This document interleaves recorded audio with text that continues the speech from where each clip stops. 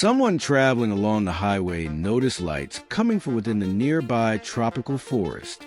It could have been an out-of-control vehicle that had entered the forest during the night. A man claims to have provided aid to an unknown being originating from a crashed, unidentified aircraft. If you enjoy topics related to space, the possibility of intelligent alien life, and the future of humanity, Avi Loeb is the author of the book Interstellar, The Search for Extraterrestrial Life and Our Future in the Stars. If you are interested, the link to the Audible audiobook is in the description. Returning to the subject of this video, the year is 2006. The city is Sumaré. This city is located in the Campinas region, in the interior of the state of São Paulo, Brazil. The witness was working as a paramedic for a company that provided emergency medical services to victims of automobile accidents in the city of Sumaré.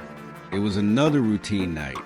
Someone traveling on one of the city's roads contacted the emergency services and reported that it might be a car that had left the roadway and ended up in the adjacent tropical forest, but believed it could be an aircraft due to the lights observed. According to his account, he and a co-worker, who in this case was the ambulance driver with whom he was on duty, responded to the call and went to a road where the alleged aircraft crash had occurred. The driver parked the ambulance on the roadside, and the two entered the native forest, heading toward the lights. There was a very large clearing, which was supposedly created by either a car or an aircraft. The closer they got, the more it appeared that an aircraft had indeed crashed. Before reaching what they initially believed to be an airplane, the witness realized that it was a strange aircraft and definitely not a plane or a helicopter, much less a car. Inside this unusual craft there was a metallic sphere. Everything was damaged, and inside the open metallic sphere there were two beings that resembled humans, but were different from us. They resembled the gray extraterrestrials commonly depicted in movies shown on television. They were approximately 5 feet 3 inches tall.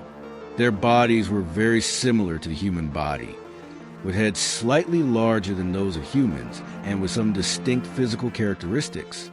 One of them had already died due to injuries caused by the accident.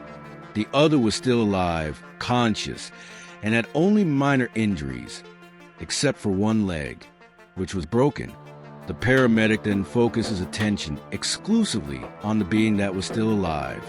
The being had large, dark eyes, but upon examination, the paramedic noticed that there was a lens covering the eyes. The paramedic removed the lens and observed that the eyes underneath were like human eyes. They had no hair, and their ears and nose were underdeveloped.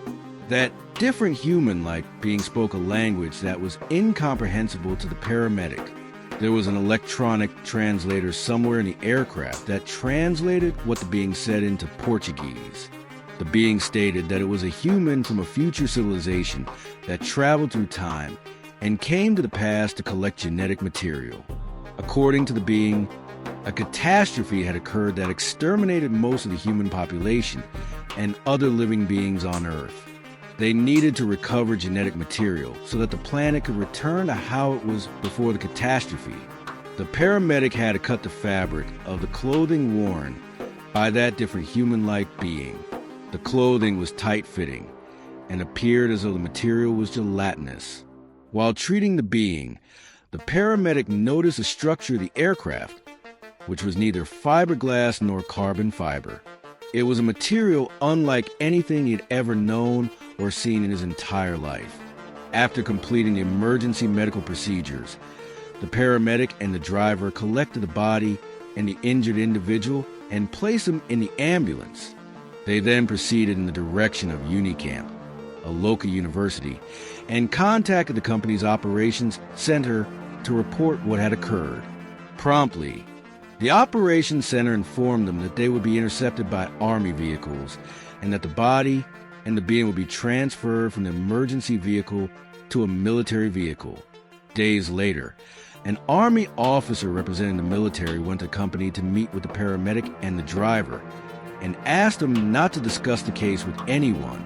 In 2009, the paramedic, without identifying himself, gave an interview on the Brazilian television program Super Pop. Later, the same paramedic, again requesting anonymity, gave an interview to a reporter from Reed TV. After that, the alleged witness stopped responding to interview requests. Even under condition of remaining anonymous, he no longer speaks about this subject, not even with ufologists. Thank you for watching.